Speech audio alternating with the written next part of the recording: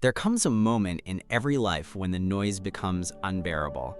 The scattered tabs, the flashing notifications, the constant pull of half-finished thoughts.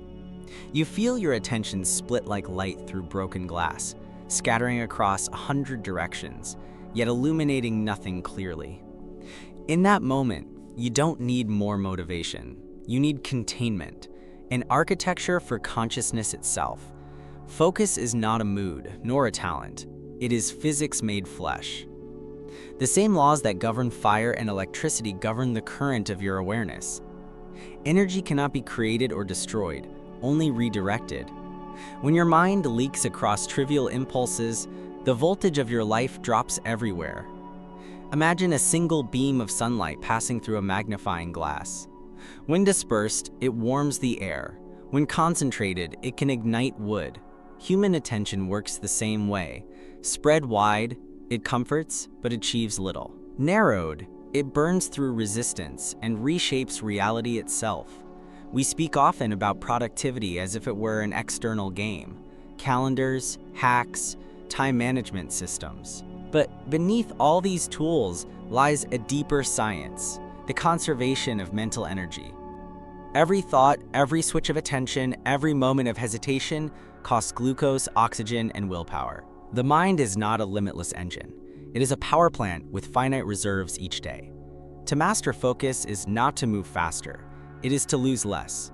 Look around. Modern life is an experiment in entropy. Each vibration, each notification, each scroll adds disorder to the system. You tell yourself you'll just check one message, one update, one email, and yet each microshift steals coherence. The cost isn't visible in seconds, but in depth. What you trade away is the ability to think uninterrupted, to let an idea unfold beyond its first paragraph. The ancients spoke of discipline, we speak of dopamine, but both point to the same truth. The mind must be tamed to serve vision, or vision dissolves into noise. Hyperfocus is the art of choosing what deserves your life's energy, because attention is life. Whatever you focus on expands, not metaphorically, but biologically. Neurons that fire together wire together, sculpting your identity in real time. The tragedy of distraction isn't that we lose minutes, it's that we lose identity. Each interruption fragments the self, and each return demands recovery. Studies show that after a simple distraction, it takes the brain nearly 20 minutes to regain full immersion. Multiply that by the 1,000 microfractures of a digital day, and you begin to understand why exhaustion arrives long before the work is done. To hyperfocus is to declare a sacred space within the chaos. It is to build a monastery of attention inside the modern storm. But this isn't about isolation. It's about integration. You learn to design an environment where the mind naturally settles. You eliminate the small frictions that bleed willpower, a cluttered desk, an open tab, a wandering notification tone. Each act of simplification is an act of mercy for your future self. You begin with clarity. Clarity is not knowing everything. It is knowing one thing deeply enough to ignore the rest. When you know what truly matters in this hour, you grant your mind permission to silence all else. Focus then begins as an act of forgiveness. Forgiving yourself for not doing it all. Forgiving the unfinished, the unsolved, the uncertain. Real concentration is not force. It's surrender to what is essential. From clarity comes targeting, the deliberate decision to aim your energy like a laser. You write down the task, define its boundaries, and set the stage. The environment becomes the instrument. Temperature, light, posture, even scent and sound. Each parameter whispers to your nervous system that now is the moment of creation. And then comes lockdown, the ritual of entering the work zone. You silence the digital world, remove the optional, and mark time as sacred. Some call it deep work, others the flow state. But beneath every name lies the same feeling, the disappearance of self into motion. The thinker and the thought merge, time folds. It is the closest ordinary humans come to transcendence. To sustain that state, you must respect your biology. The body runs on ultradian rhythms, waves of alertness roughly 90 minutes long. When you push beyond them without rest, Focus decays not from weakness, but from chemistry. The wise learn to surf these cycles. Dive fully in, surface to breathe, then dive again. Rest is not a reward, it is part of the system. Hyperfocus is not achieved by force, but by rhythm. You can't sprint your way into flow. You must align with it. That alignment begins each morning with a simple question: what will I give my energy to today? The day answers according to that decision. Attention given to trivialities breeds trivial days. Attention given to one luminous aim, no matter how small, creates order out of chaos. There is a sacred geometry to focus. Like planets drawn toward a star, every part of your life orbits whatever holds the greatest gravity in your mind. If that gravity is scattered desires, you will spin in turbulence. If it is a single clear purpose, all else will find its path. The mind, when disciplined, becomes an organizing field. Disorder bends around it, clarity radiates from it. This is why mastery is never accidental. It is the byproduct of countless quiet hours spent honoring the same narrow beam of inquiry. Every artist, scientist, and saint has lived this truth. What looks like genius from afar is often the simple stubbornness to stay with the problem long enough for beauty to reveal itself. Hyperfocus is persistence refined into art. The danger lies in confusing busyness with focus. One burns fuel, the other builds momentum. The multitasker feels powerful but achieves dilution. The focused mind moves slower yet accumulates force. Over time, that difference becomes destiny. So let us redefine productivity. Not as quantity of motion, but as purity of attention. A single hour of undivided focus can outweigh 10 fragmented ones. Because it's not time that matters, it's transmission. The mind, like an antenna, must be tuned precisely to channel the signal of creation. Even a small misalignment invites static. As you train this skill, you'll notice something profound. The quieter your mind becomes, the more power it generates. Stillness is not the absence of energy. It's the conservation of it. Within silence, voltage rises. Within simplicity, complexity finds resolution. Every time you resist the urge to check, switch, or scroll, you are reclaiming watts of awareness once lost to noise. Eventually, focus becomes less about effort and more about identity. You start to see yourself as the kind of person who finishes what they begin, who guards their attention as treasure. And identity, once aligned, automates discipline. You no longer fight impulses, you outgrow them. This is the heart of hyperfocus. Not control, but coherence. When every part of you moves in one direction, resistance dissolves. The task becomes a mirror for the self. What you create reflects what you are becoming. The modern world wants your attention more than your money, because attention is the currency that creates everything else. The economy of the future will not be measured in hours worked, but in minutes truly present. To master focus, then, is not just a productivity hack, it is a revolution of being. It is how you take your life back from the algorithm. So breathe, look around your space right now, notice every object that asks for your energy. Ask yourself, do these things serve my focus or siphon it? Clean the altar of your mind. Remove one distraction, one notification, one obligation that no longer feeds your highest aim. You don't need to do everything, you just need to do the next right thing, completely. Once you have learned to channel your energy, the real work begins, sustaining it. Focus is not a switch, but a pulse. It ebbs and flows through your day like tides pulled by invisible moons. You cannot force it, but you can learn to ride it with grace. The secret is rhythm. Imagine your day as a symphony. Each block of attention is a movement with its own tempo, key, and purpose. There are crescendos, bursts of deep creation, and there are interludes, moments of reflection, nourishment, or stillness. The mistake most people make is to play the entire score at full volume. They burn through the orchestra before the first act ends. But masters know, silence is part of the music. Your mind is an instrument designed to oscillate. You cannot remain in hyperfocus indefinitely, just as a violin string cannot remain tense forever. Tension produces sound only because it alternates with vibration. Likewise, attention produces clarity only because it alternates with recovery. You inhale concentration, you exhale rest. To fight this cycle is to fight nature. That's why the most effective people don't just schedule tasks, they schedule transitions. They guard the space between. 5 minutes of conscious breathing between projects, a short walk after a deep session, a ritual cup of tea after closing a loop. These are not luxuries, they are calibration points.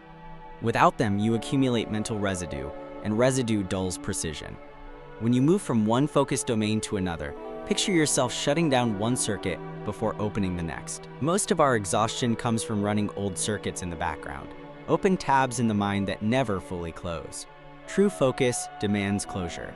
Write it down, mark it complete, thank it, release it, then begin again clean. This is the art of execution rhythm, the heartbeat of sustained performance. Once you master it, productivity becomes effortless.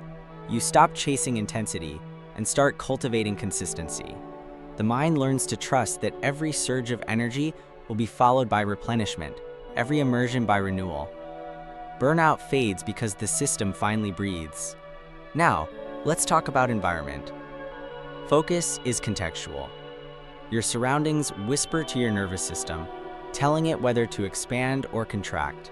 Light, color, sound, texture, all of them act as invisible signals shaping the mind's readiness. You cannot build a cathedral of thought inside a carnival of noise. You must design a temple for attention. Minimalism isn't an aesthetic, it's a cognitive strategy. Every object in view competes for micro-attention. Each visual cue is a subtle question. Am I relevant? The fewer questions your environment asks, the quieter your mind becomes. So clear your desk, dim the light, create contrast. Make your workspace a visual metaphor for your mental state. Uncluttered, deliberate, alive. Sound is equally powerful. White noise can anchor you. Random noise can splinter you. Choose one auditory signature for work, a particular playlist, a consistent ambient hum, even a simple tone. With repetition, your brain will associate that sound with depth. The moment it plays, neural pathways align like soldiers hearing a familiar call to action.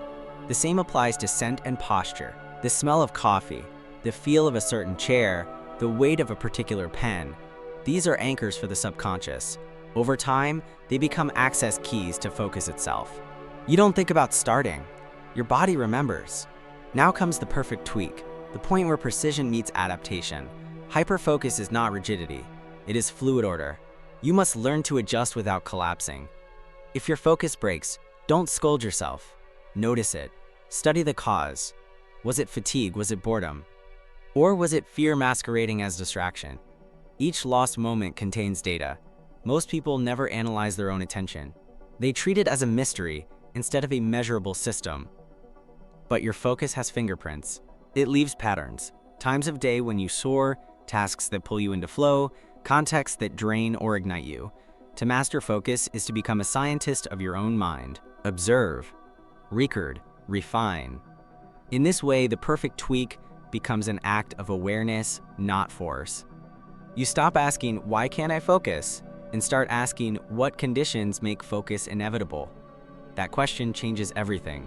Because when you design the right conditions, discipline becomes redundant. You no longer have to push yourself forward. You are pulled naturally by alignment.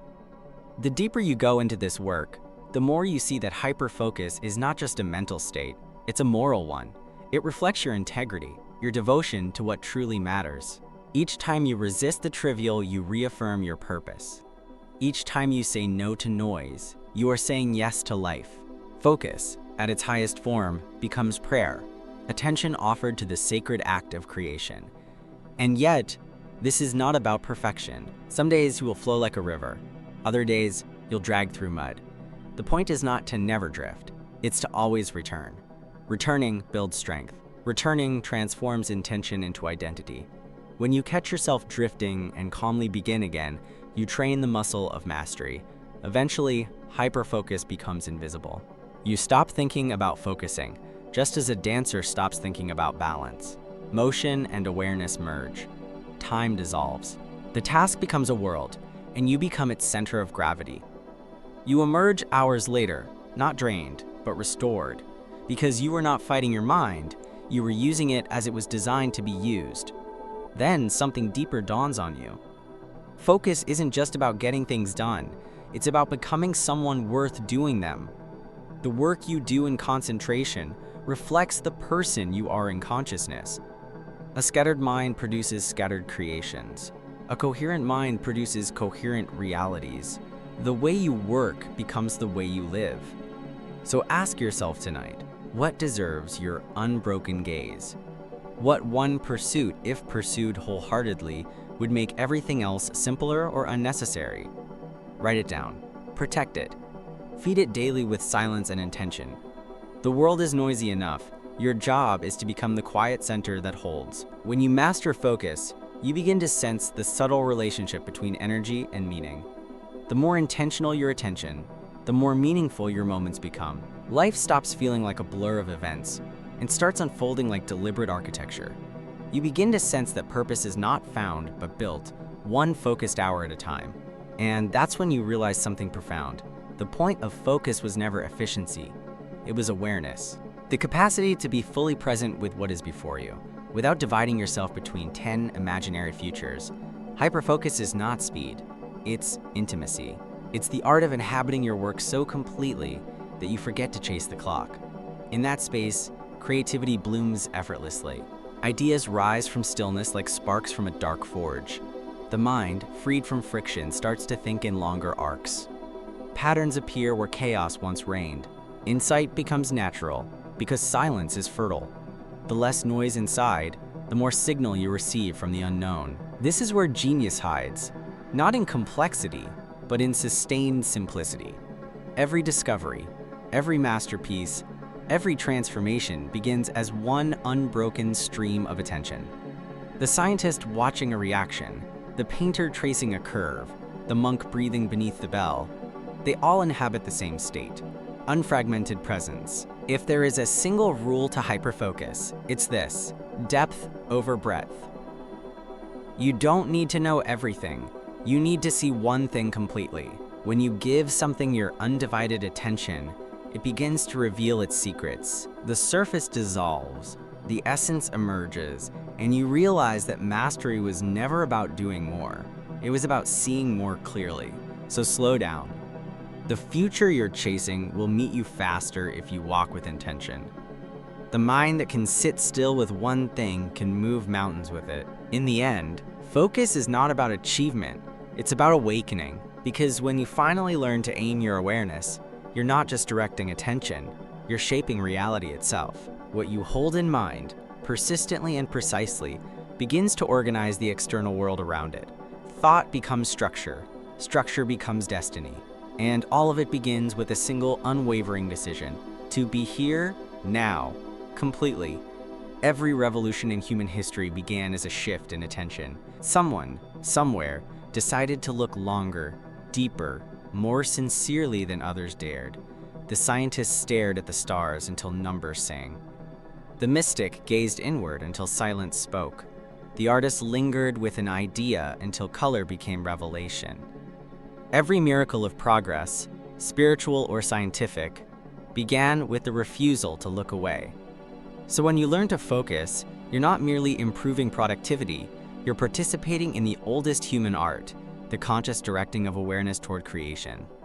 You become a co-architect of reality, because what you see deeply enough, you inevitably shape. Hyperfocus is not an escape from life's noise, it's the reclaiming of its music. You stop being tossed by impulses and start conducting them.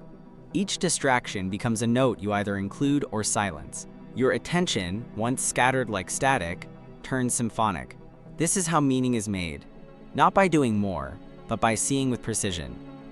Let's go even deeper into the biology of this transformation. When you sustain focus, the prefrontal cortex harmonizes with deeper brain systems that regulate motivation and emotion. Neurotransmitters like dopamine and norepinephrine stabilize, creating a balanced arousal state where effort feels effortless. In this harmony, self-doubt quiets. You stop negotiating with yourself, you just do. This neurochemical balance is what the ancients called presence. It is not mystical in the sense of unexplainable. It is mystical because it unites what science and spirit both describe: alignment. The mind stops oscillating between past and future and settles into the electric hum of the now. The body follows, tension dissolves, and action feels inevitable. This is flow. It's the mathematics of mindfulness. But beware, hyperfocus without awareness becomes obsession. There's a razor-thin line between devotion and addiction. The difference is direction. Devotion serves creation. Addiction serves escape. The mind must be guided by meaning. Otherwise, you can become perfectly focused on the wrong thing, and that is the most efficient form of self-destruction.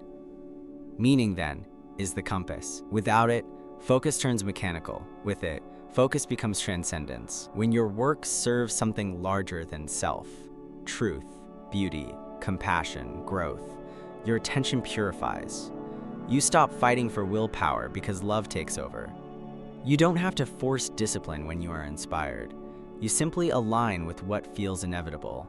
And meaning does not need to be grand. It can be a quiet devotion, to write with clarity, to build something beautiful, to love well, to leave the world slightly more awake than you found it. Hyperfocus directed toward love becomes purpose. Hyperfocus directed toward fear becomes control. The difference defines the quality of a life. So ask again, what are you focusing on? What gravitational center is shaping your orbit? If you are consumed by comparison, your mind will shrink to match it. If you are absorbed in creation, your consciousness will expand to contain it. You are always sculpting yourself by what you repeatedly return to. This is why distraction feels so painful. It's not just a break in focus, it's a break in selfhood. Each time you forget what matters, you lose a fragment of coherence. But every return, every moment of awareness reforges you. Focus, then, becomes a form of rebirth, moment by moment. And as you practice, you'll find a paradox. True hyperfocus feels spacious, not tight. It is not the narrowing of life, but the intensification of aliveness. You are no longer juggling attention, you are inhabiting it. The mind stops chasing, the heart stops waiting, and the world unfolds in perfect clarity. That is the real reward of focus, not success, but presence. Presence reveals the hidden order of things. You start to notice patterns others overlook, the timing of ideas, the cycles of energy, the rhythm between effort and ease. Life begins to feel orchestrated rather than random.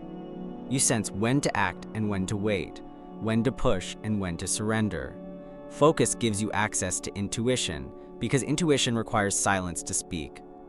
Eventually, you discover that hyperfocus is not something you do. It's something that happens when you stop doing everything else. It's the default state of an undistracted mind. The child drawing for hours, the craftsman lost in detail, the poet listening to the hum of thought. They're not performing focus, they're returning to it. You were born focused. You were trained to be scattered. To unlearn distraction is to return home. Every moment of deep attention reclaims a piece of your original mind, the one that could sit beneath a tree and lose track of time, the one that didn't need a reason to create. Hyperfocus, at its highest form, is play without guilt. It's the divine seriousness of a child completely absorbed. When you live this way, even ordinary acts become holy. Washing dishes, coding, designing, writing, all become meditations. The boundary between work and life dissolves because both arise from the same awareness. You stop chasing balance and start embodying it, and then something extraordinary occurs. Focus begins to radiate outward. Others feel it. Your calm becomes contagious. In a world of scattered minds, coherence shines like light through fog. People sense that you are fully here, and they trust that presence more than any resume or credential. Focus, embodied, becomes leadership. The mind trained in hyperfocus moves through chaos like a blade through water, clean, unhurried, silent. It doesn't mean you never get distracted. It means distraction no longer defines you. You move through noise untouched, because the signal inside you is stronger. So here we stand, at the end of this reflection, but truly at the beginning of your practice. The question is no longer whether you can focus. You always could. The question is, what will you give your focus to? Because that is what your life will become. Choose carefully. Choose consciously. Each moment of attention is a seed. Plant it where it will bloom. Protect it as you would fire in the wind. And when you forget, return. Every return is victory. Hyperfocus is not a technique. It is remembrance. It is remembering that energy follows awareness, and awareness follows intention. It is remembering that simplicity is power and stillness is strength. It is remembering that all creation begins with a gaze that does not flinch. You are not here to scatter your light. You are here to concentrate it. You are not here to do everything. You are here to do the right thing, fully, with your whole being. Focus, then, is love disciplined into motion. It is devotion made practical. And in the end, when all distractions fade and silence remains, you will realize that the mind capable of true focus has already achieved what it sought. Unity. The distance between thought and action collapses, and life becomes meditation in motion. That is the secret of hyperfocus. Not working harder, not trying more, but returning home to the undivided mind, the mind that knows where to place its light. This is how you get things done. By remembering who you are when you finally stop trying to do everything else.